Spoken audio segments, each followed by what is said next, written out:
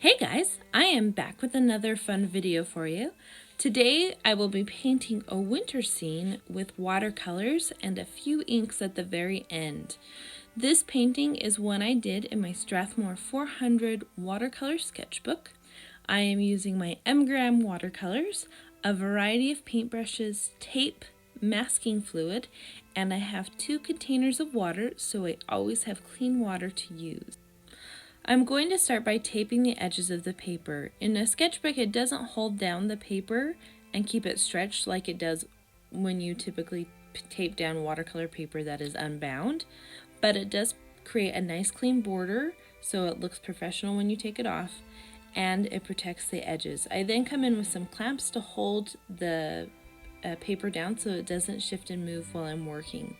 The 2 clamps at the back that are larger, those are holding the other papers that I've worked on down so that they don't shift and move. It also creates a little bit of an angle for my sketchbook so my board isn't completely flat. That helps my water when I'm painting move in the direction that is planned, and so I know how to work around it. I'm just coming in now with my pencil and sketching in the basic shapes and where the trees are going to go so that I know where I need to start working.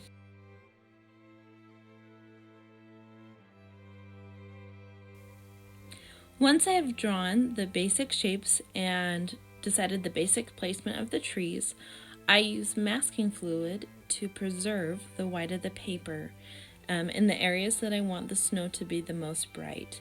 Masking fluid is kind of like a rubbery fluid that you put down on the paper and it dries and it creates kind of a protective barrier of your paper. And then any watercolor you put over it can't penetrate those spots. So it's really handy in something like this where there's going to be a lot of white and you don't want it to get dirty. Once it's dry, I start doing the washes of watercolor over the top. I'm going to start with the sky and start working my way down. I am using a variety of blues in the sky, and I am doing wet into wet washes to get nice soft blends of color. A wet into wet wash is when you add really wet paint to already wet paper. This allows the paint to spread and creates nice, smooth, soft blends. Just make sure you don't add too much water that it begins to pool and puddle on the paper. Else, if you do that, it will create blooms of color instead of the soft blends you're looking for. While the sky dries, I move on to the river.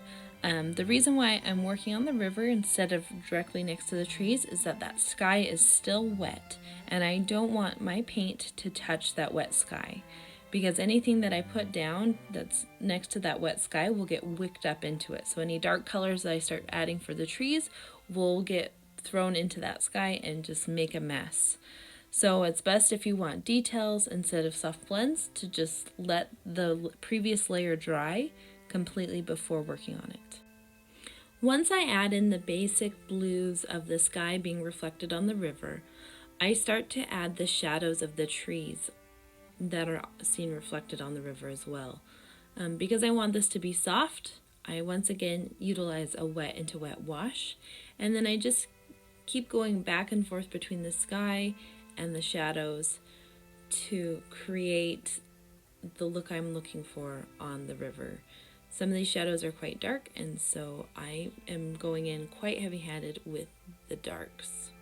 One thing to remember when working with watercolors is that the paint dries a little bit lighter than what you lay it down as. So you often have to mix your colors just a little bit darker than what you want them to be. This even includes professional grade watercolors. They will still lighten a little bit, but not as much as student grade or child grade watercolors.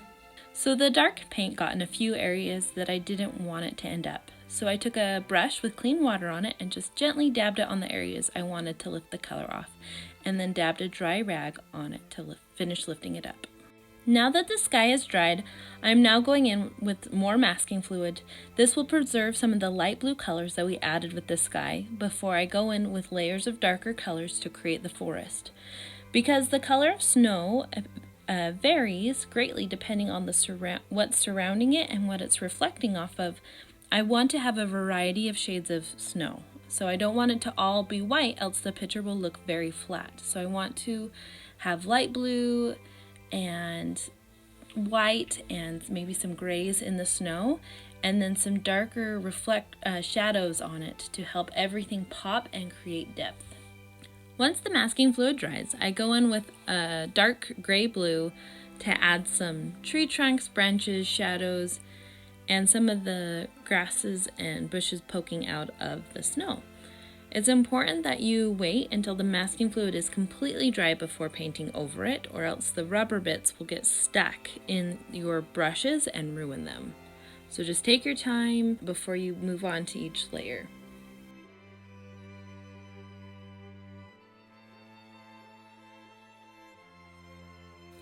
So when I was planning this painting, I decided I wanted to stick to mostly a monochromatic color scheme.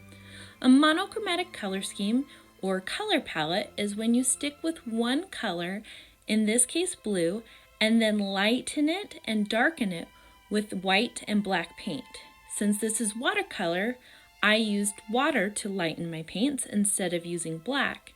And then I decided I wanted to use burnt umber, which is a dark brown, instead of black. Black can kind of overpower things, and I didn't want it to be too harsh, so I used dark umber instead. When doing a monochromatic color scheme, you can choose to just use the general family of that color, so like all blues, or you can be very specific, as ultramarine blue in your painting. I chose to be very broad and use all of the blues in my Graham color palette. So that includes my turquoise, my phthalo blue, Prussian blue, cerulean, and ultramarine blue.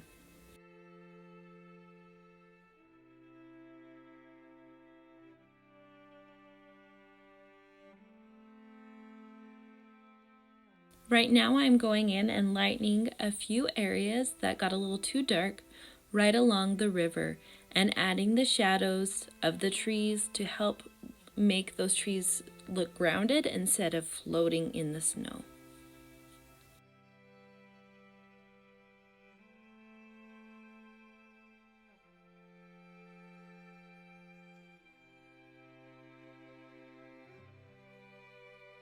Now I'm going in with a little more masking fluid to preserve the highlights on the ground and some of the light blues in the trees.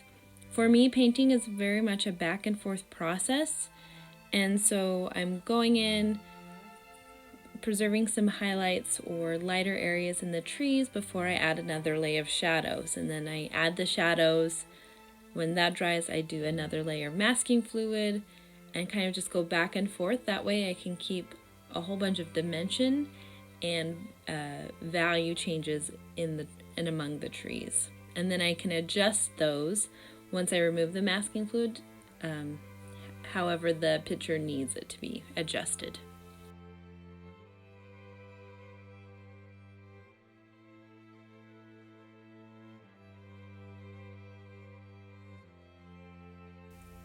So now I'm coming in and adding some darkness to the river.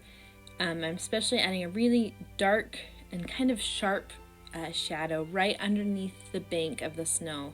And you can see that adding that really helps separate the snowbank from the river.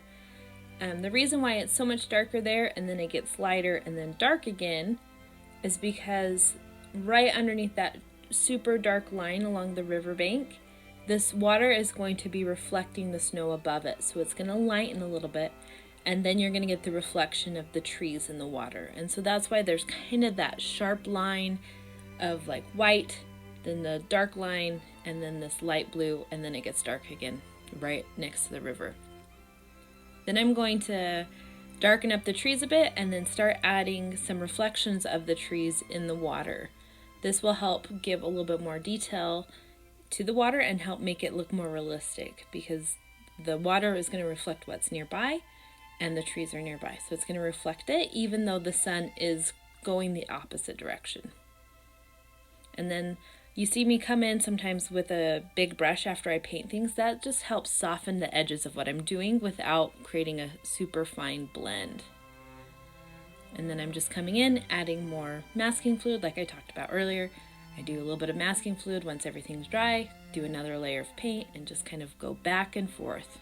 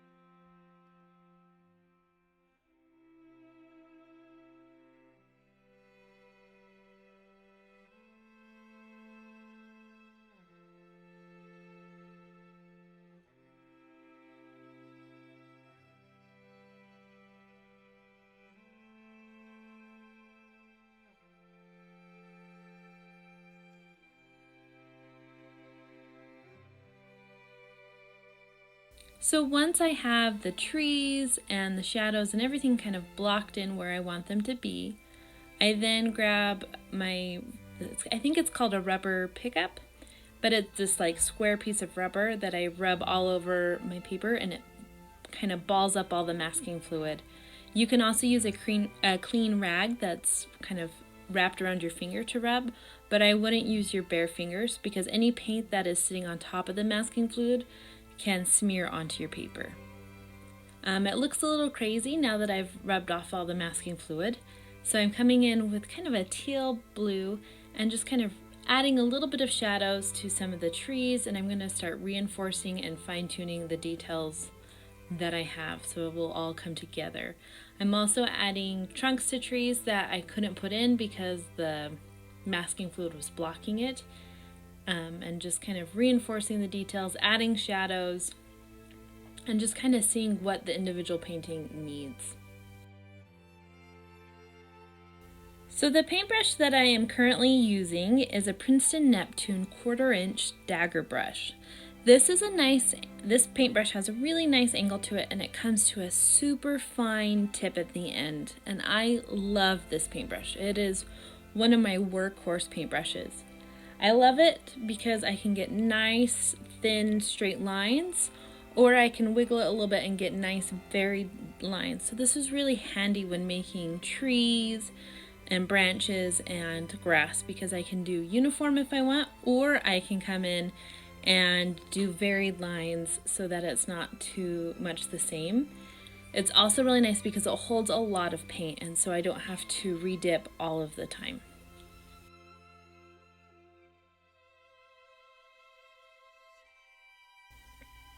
Once I got most of the watercolor painting done, I decided I wanted to add some ink to the painting. I like working with Dr. Ph Martins Bombay India ink. It's a waterproof ink, and I know I won't have to worry about it moving or shifting or getting picked up or picking it up if I do a layer of watercolor over the top. And from my experience, white watercolors or gouache sometimes are hard to glaze over, or they're not opaque enough, and they can just be a pain to work with. And so I really like using the ink. This ink in particular is archival and light fast, and it stays really nice. And as long as you don't do super thick layers of it, I don't have a problem with it cracking or anything like that. So that's my go-to if I need to add some highlights or some final white details to a painting. So I'm just using a fan brush to apply it. This is quite a stiff fan brush. It's one that's for actually acrylic ink. And I'm just kind of adding some highlights in the water, and anywhere that needs to be toned down, I'm toning it down.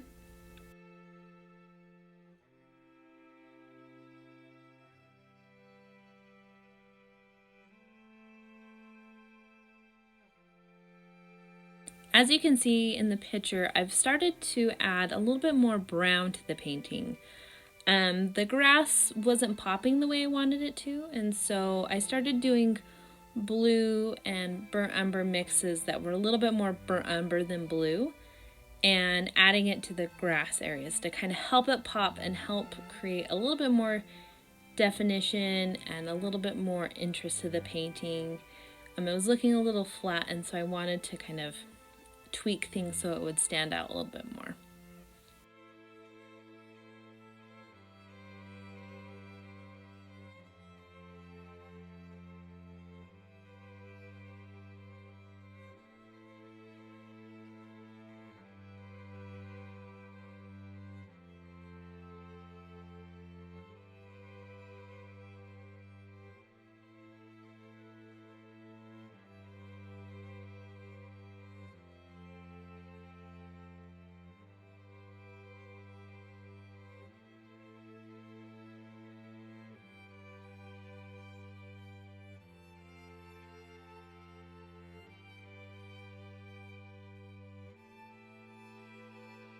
So again, I'm just going back and forth, adding shadows and reinforcing details that I want. Like right now it's the trunks of the trees, and just kind of seeing what the picture needs. I found that it's also a really good time to start taking a break, because it's easy to start working to make things work and realize that you worked on the wrong area to fix. So sometimes I take a break and walk away for a couple hours, and then I come back to it. You can also see that I'm starting to mix watercolor with my white ink, and that's so I can add highlights to the trees, but more dulled down. So the trees that are a little bit further back that need a highlight, but I don't want them to kind of compete with the ones right along the bank of the river, those are the ones that I'm adding that blue toned ink to. So once I thought I was done with the painting, I let everything dry completely, and then I took the tape off, just peeling it back very carefully onto itself so it didn't rip the paper. But look at that white, clean border. It's one of my favorite things when painting, is to take the tape off and have that nice crisp edge. But after sitting and looking at the painting for a while, I decided I wanted to add some sparkle to it. If you've seen like a really frosty cold day, you've seen how much the snow reflects and sparkles in the sunlight. And so I wanted to get that. So I used Dr. Ph Martins Iridescent Inks. These are inks with mica in them. And I just added those to add some shimmer and shine to the painting. And then I just kind of added a few fine details with the white ink, and just kind of went back and forth. But I really like how the iridescent ink added some like shimmer and shine to the painting and just made it a little bit more interesting than what it was before. That's the beauty of sketchbooks, is that you can play and experiment with them and not have to worry. But I hope you enjoyed this painting tutorial, and I hope you found it helpful. If you did, please hit the like button. And if you would like to see more of what I create, please hit the subscribe button and the notification bell. I hope you have a great day. Bye.